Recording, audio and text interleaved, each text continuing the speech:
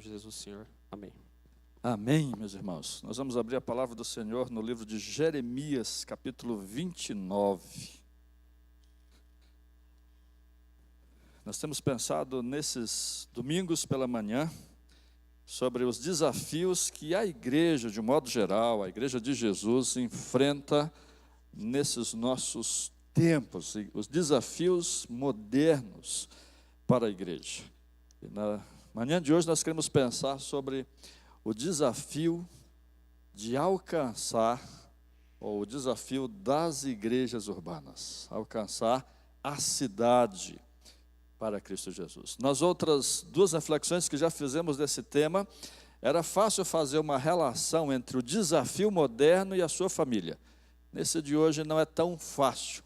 Nesse de hoje é uma reflexão muito mais profunda sobre o papel da igreja na sociedade, não tanto uma ligação com a sua família como foi nos últimos dias.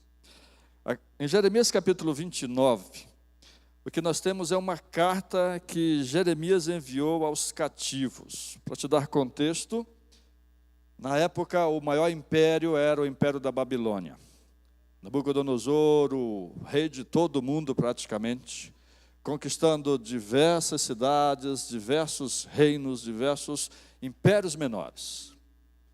E Jerusalém estava nesse processo de ser conquistada, porque Nabucodonosor pretendia apenas subjugar, apenas anexar toda a Judeia ao grande império babilônico. E Nabucodonosor estava trabalhando intensamente para não destruir Jerusalém. Por mais que Jerusalém fosse, em certo sentido, uma ameaça para os grandes impérios da época, pelo grande tamanho, pelo grande passado que havia sido com o rei Davi, era também uma cidade maravilhosa. O templo que havia sido construído por Salomão era extraordinário e tinha um simbolismo muito grande, porque era um templo diferente dos demais. Os demais templos eram cheios de estátuas, de imagens, de ídolos. E o templo de Jerusalém não. A história, a tradição da Arca da Aliança era marcante na cultura da época. E nesse processo de subjugar Jerusalém, subjugar a Judeia sem destruir a cidade, Nabucodonosor foi fazendo incursões e levando cativos para a Babilônia, até que não houve nenhuma outra ação a não ser Jerusalém ser queimada, ser destruída, seus muros destruídos. E Jeremias, como profeta de Deus, tentava evitar exatamente esse fim, que era o fim que Nabucodonosor também não queria. E uma das ações inspiradas por Deus, a ação que Jeremias teve, foi escrever uma carta a pedido de Deus para aqueles que já estavam cativos na Babilônia. E a carta, a partir do versículo 4, diz assim: Assim diz o Senhor dos Exércitos, o Rei de Israel, a todos que foram transportados, que eu fiz, a todos os exilados, que eu deportei de Jerusalém para a Babilônia. A carta é muito clara em dizer que não foi o poder de Nabucodonosor que agiu. A carta é forte para os judeus entenderem que se eles estavam cativos em Babilônia, era por Deus. Eu deportei, diz o Senhor. Versículo 5. Construam casas, morem nelas, plantem pomares e comam o seu fruto. Plantem um pé de abacate lá na Babilônia. Espere que alguém vai comer desse pé de abacate que você plantou. Quanto tempo um pé de abacate leva para produzir? Muito tempo. Eu não vou saber agora quantos anos, mas ninguém planta um pé de abacate para si. Quem plantou abacate, plantou para os seus filhos, não foi para ele próprio. Construam casas, morem nela, plantem pomares, plantem árvores que dão fruto, árvores que levam tempo para produzir fruto, e vocês vão comer desses frutos. Portanto, não pensem que o cativeiro na Babilônia vai ser passageiro. Versículo 6. Meninos aí da mídia, me ajuda. casem, tenham filhos e filhas, escolham esposas para os filhos de vocês, e deem as suas filhas em casamento, para que tenham filhos e filhas. Aumentem em número, não diminuam aí na Babilônia. Chegou 1 milhão de judeus na Babilônia, daqui a 70 anos saia 10. Vivam a vida aí. E o principal, versículo 7, o resumo dessa carta, versículo 7, procurem a paz da cidade, procurem a prosperidade da cidade para, de novo, Deus deixa muito claro, para onde eu os deportei, e orem por ela ao Senhor, porque na sua paz vocês terão paz. Eu queria que você começasse a pensar nesse texto, para entender ele, para depois aplicar na nossa Rio Verde das Abóboras em 2025, com a cabeça de um judeu. Você está em Jerusalém, há 300 anos mais ou menos atrás. Aquela cidade foi a cidade mais impactante do mundo. Todo o restante do mundo se submetia a Jerusalém, se submetia ao Deus de Israel. Você tem a convicção do seu Deus tão forte, que faz com que você não queira se misturar com nada que não seja de Deus. Uma convicção espiritual tão forte que faz com que você olhe para tudo à sua volta com o olhar da lei e defina se aquilo faz parte do projeto de Deus ou não. E agora, você foi levado para a Babilônia moderna. Jerusalém na época tinha 6.000 habitantes. Babilônia 120.000. E agora você chega naquela cidade moderna. Os principais matemáticos do mundo estavam lá, e era a tecnologia da época, era matemática, porque na verdade tudo se resume em matemática de certa forma.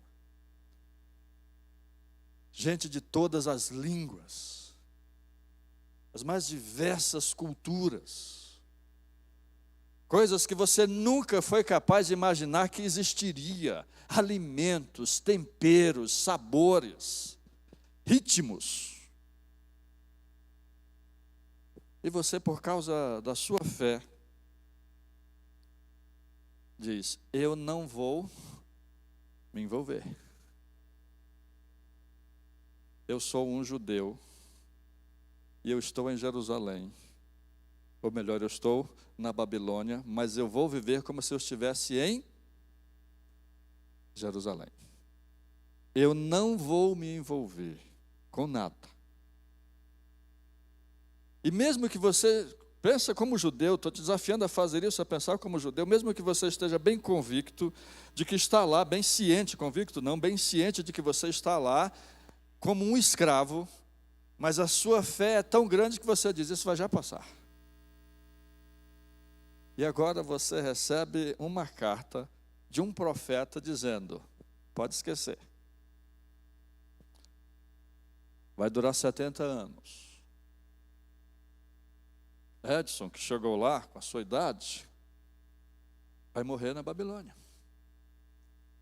Vai ver o neto nascer na Babilônia. E nessa carta, além de dizer vai ser mais demorado, o profeta diz: ajude a cidade a crescer. Ajude a cidade a se desenvolver. Aproveite as oportunidades desta cidade. Viva nela, não como se você fosse de Jerusalém. Viva nela a sua fé, mas sendo habitante da Babilônia. E procure, inclusive, que essa cidade prospere. Procure que essa cidade tenha paz, porque quando ela tiver paz, quando ela for abençoada, você também vai ser. dos nossos desafios da modernidade, alcançar as cidades é talvez o maior. Nós já fizemos várias viagens para a Amazônia, não é, irmão João? Vamos fazer mais. Mas em toda a Amazônia tem 4 milhões de pessoas. Só a cidade de São Paulo tem 12 milhões. Se nós enviarmos 20 mil missionários para a Amazônia, para alcançar as 30 mil comunidades ribeirinhas, nós alcançaremos 1/3 da população de São Paulo. De cada 10 habitantes do mundo, 1 está presente em 60 cidades. 60 cidades do mundo somam 10% de toda a população mundial. 60 cidades do mundo somam 800 milhões de habitantes, considerando que nós temos 8 bilhões. Veja a importância das cidades. Em Missões Nacionais nós temos falado muito da importância disso, chamando de grandes vazios batistas, comparando com São Paulo. A população de São Paulo é igual à população de toda a região norte, de toda a região centro-oeste, mais os estados do Maranhão e Piauí. Você consegue imaginar o mapa? Você pega do Piauí, Maranhão, norte, centro-oeste. Consegue imaginar? É uma banda de cá do Brasil. A população desses estados é igual à população de São Paulo. Qual a importância dessa reflexão? Se você ainda não entendeu, não tem como alcançar o mundo se não alcançar as 60 cidades mais importantes. Não tem como evangelizar o Brasil se não evangelizar São Paulo. Lógico que nós precisamos continuar mandando missionários para a Amazônia, nós precisamos continuar mandando missionários para as comunidades sertanejas, para todos os lugares. Mas entenda como é grande o desafio das cidades. Que tem, como experimentamos em Rio Verde, uma cidade que não é tão cosmopolita, mas que tem sim áreas muito bons, muito de cidade grande, muitos comportamentos, muitas opções de lazer de cidade grande, muitas opções de negócios de cidade grande. Somos uma das cidades mais destacadas do Brasil. A gente tem sim os desafios em todas essas cidades, do anonimato, das pessoas solitárias. A gente tem tanto condomínio fechado por causa da segurança, não tem muro, mas mesmo assim os vizinhos não se conhecem. Mesmo sem muro. Porque o que nos afasta necessariamente não é o muro. Porque nós moramos com muros em casa. Mas no dia a dia nós negociamos, nós compramos, nós vendemos, nós prestamos serviços sem muros. O mal da cidade é o anonimato, é a solidão que nos adoece, é a possibilidade de pobreza. Nesses últimos meses que cheguei aqui para me fazer mais visitas, para estar acompanhando mais a membresia da igreja, pela graça de Deus tenho conseguido visitar em torno de 2 a 4 famílias por dia, além das outras funções. Sei que vai levar mais tempo do que parece para conhecer todos os irmãos, mas eu vi a Rio Verde que eu não tinha visto no ano passado, quando cheguei aqui em setembro. Eu vi uma Rio Verde com todos os problemas de cidade grande, como pobreza, como exclusão, como pessoas envolvidas no materialismo, na intensificação do pecado. A pecuária tem mostrado isso. Alguém com as músicas do Rio de Janeiro, que aquilo não é música. Até agora, acordei para dirigir a sala de oração 5h40 e tem pancadão de som em Rio Verde. Intensificado por conta desse período. Não tinha visto isso antes. São males das nossas cidades, mesmo que não tenhamos tanta violência, mas é comum nas grandes cidades a violência, a insegurança, e principalmente de todos esses problemas, o nosso grande desafio de crescimento. Expectativa, a projeção, se nada mudar, é que Rio Verde terá 400 mil habitantes daqui a 20 anos. Terá praticamente o dobro do seu tamanho daqui a 20 anos. Hoje, pela projeção do estado de Goiás, se Rio Verde for igual ao estado de Goiás, aqui o IBGE não divulgou ainda dados específicos de Rio Verde, mas nós teríamos entre cerca de 50 e 60 mil evangélicos em Rio Verde. Batistas 1000. E olha lá. Daqui a 20 anos, entende o nosso desafio? Se hoje temos 50 a 60 mil evangélicos na cidade, nós batistas talvez não cheguemos a 1000 juntando tudinho. E daqui a 20 anos, seremos os mesmos 1000? Ou seremos muito mais? Esses são os desafios. Por isso que eu mencionei que essa mensagem de hoje ela não se aplica tanto à família, mas ela é dos nossos desafios modernos. E nós estamos pensando em Rio Verde como cidade grande, sim, e pensando como missões, que nós temos que, sim, aproveitar os nossos missionários. Por exemplo, o nosso missionário que está na Malásia, a Malásia é uma das cidades, a Kuala Lumpur, na Malásia, é uma das cidades mais estratégicas para a evangelização mundial, e uma das mais difíceis. Mas se você observar bem para Jeremias 29, você vai perceber que o problema é viver na cidade como se não fizesse parte dela. O que Jeremias está argumentando com os cativos, o que Jeremias está pedindo aos cativos, é que eles vivessem em Jerusalém, ou melhor, em Babilônia, como se fossem da Babilônia. Ele não está pedindo para que os judeus abandonassem a fé, mas que não utilizassem da fé para se isolarem. Não pensassem com a cabeça de Jerusalém, ou com o olhar somente na lei de Deus, esquecendo que estavam numa cidade que precisava ser alcançada, porque esse era o acordo de Deus com Israel. Êxodo 19, quando Deus disse, olha, vamos fazer um acordo aqui, eu quero abençoar vocês, eu vou fazer de vocês uma nação exclusiva minha.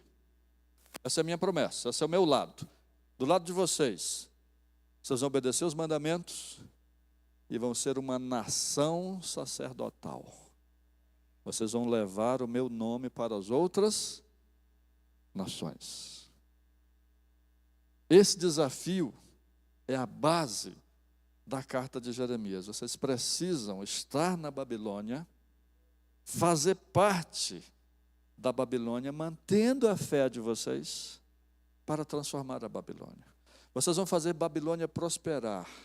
E ao fazerem isto, vocês também vão prosperar. Portanto, o grande desafio de Jeremias para os exilados é parar de viver na cidade como se não fizesse parte dela. Essa semana, isso foi inclusive publicado na internet, eu visitei o prefeito da cidade. Eu não faria isso como missionário da Junta de Missões Nacionais, jamais. Jamais. E se até tivesse visitado, não permitiria que ele postasse uma foto. Mas agora eu não sou só um missionário, agora eu sou um rioverdense, eu sou um abobreiro, né? Como é que vocês chamam, né? Eu sou um abobreiro. E esta cidade tem um prefeito. Essa cidade tem autoridades. Eu preciso, como pastor, como crente, viver a minha fé nesta cidade. Esse é o desafio de Jeremias para os cativos e o desafio de Jeremias para todos nós. Esse é o desafio de viver na cidade, mas não a fé urbana. Sim, nós precisamos separar, e eu vou chamar aqui a de fé simples e fé urbana. Como é que é a fé urbana? A fé urbana é o que muitos de nós vivem. A gente vive uma vida acelerada, que só falta tempo para a vida devocional, falta tempo para a igreja, falta tempo para servir na igreja. A fé urbana, a fé que nós vivemos em outras cidades, que já morei em cidades diversas, os irmãos sabem, essa fé, e foi uma das coisas que mais atraiu o nosso filho para cá, foi dizer, eu quero voltar a ter a fé simples, não a fé urbana.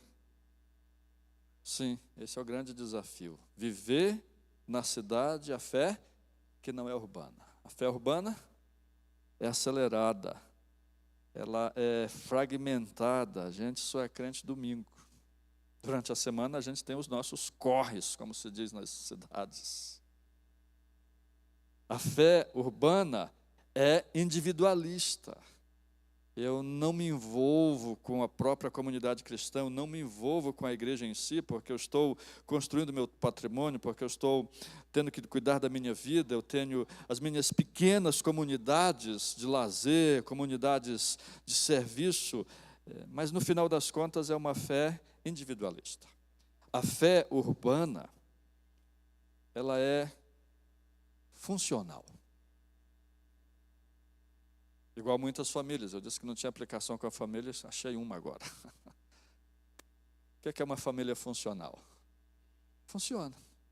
Tem pai, tem mãe, tem filho, tem café, tem almoço, tem janta.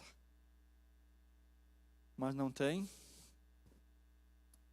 família, não tem intimidade. A fé funcional é a fé que funciona. Eu estou lá, eu faço uma oferta, eu participo de alguma coisa, eu estou lá.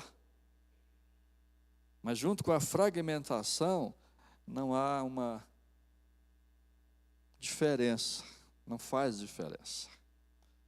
O que Jeremias está chamando os cativos e aplicando para os nossos dias é, nós precisamos com a nossa fé, viver a fé, não abandonar a lei, mas fazer parte da cidade.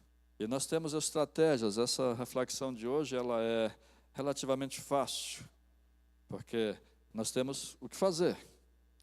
Na visita na prefeitura, a primeira coisa que eu perguntei para o Dr. Wellington foi, o que a igreja pode fazer pela cidade?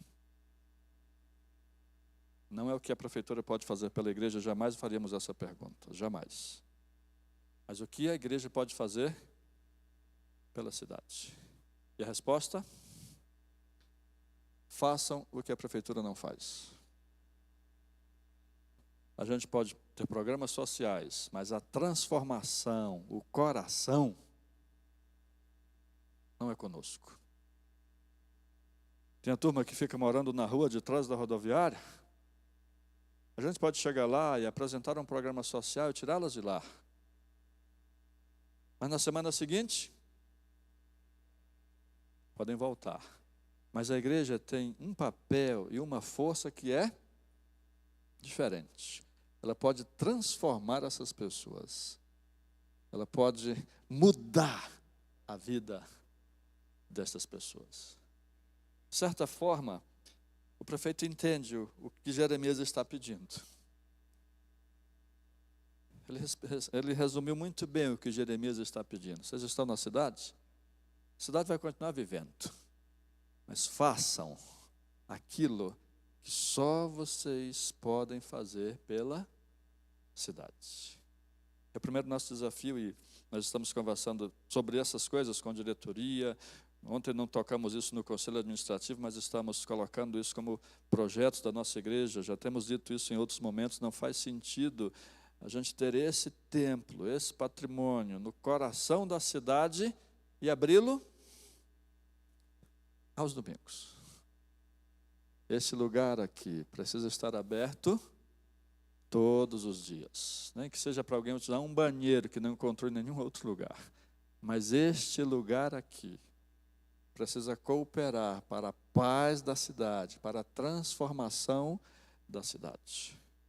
Buscai a paz da cidade, porque nesta paz vocês também terão paz. E para viver a fé simples, para viver a fé diferente da fé urbana, nós precisamos de comunidade. E ontem, reunidos como conselho administrativo, nós entendemos da importância de ampliar os nossos pequenos grupos para que você que está conosco, seja mais do que um frequentador aos domingos. E participe de uma vida ativa, de uma comunidade, participe de uma vida ativa com outros cristãos no decorrer da semana. Alguém que vai estar do seu lado quando você precisar.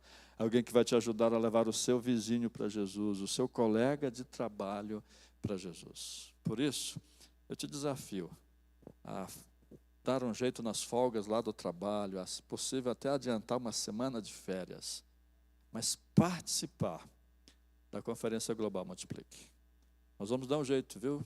O Felipe acho que terminou saindo já, mas nós vamos dar um jeito de eventos, cantinas, o que for, levar através de ônibus, quem quiser ir para essa conferência, porque ela é um marco muito importante para compreender essa visão de uma igreja que vive a fé simples no contexto urbano. E esse é o nosso desafio hoje. Esse é o meu desafio para você, como seu pastor hoje. Desafio de cumprir a carta que Jeremias escreveu aos exilados e que de certa forma é endereçada a nós. Buscar a paz da cidade, vivendo a fé no cotidiano, vivendo a fé todos os dias, mas também participando ativamente, como cristão, vivendo uma fé que não seja tão corrida, tão urbana, vivendo uma fé que não seja a fé da cidade. Viver a lei na cidade. Amém? Quero te convidar a curvar a sua cabeça. Nós temos a assembleia agora, por isso nós vamos encerrar o culto agora, para darmos espaço para a assembleia. Mas eu quero te convidar a curvar a sua cabeça. E eu te convido a fazer um desafio, a aceitar um desafio. Todos os dias desta semana, todos os dias, você fazer o diário da paz. O que eu estou chamando de diário da paz? Pelo menos uma ação por dia. Seja um testemunho para alguém, seja testemunho do que Jesus fez na sua vida para alguém, seja abençoar a vida de alguém que está precisando. Mas todos os dias desta semana, você escrever num grupo de WhatsApp que só tem você, escrever num caderno, escrever em algum lugar o que você fez pela paz, pela prosperidade desta cidade. E aí nós estamos falando só da produção, mas do espiritual. Buscai a paz da cidade e orem por ela. É o segundo desafio do Diário da Paz. Além de agir, orar. Com essa convicção, eu estou aqui para transformar essa cidade. Eu sou aquele que Deus vai usar para transformar essa cidade. Vamos orar cantando?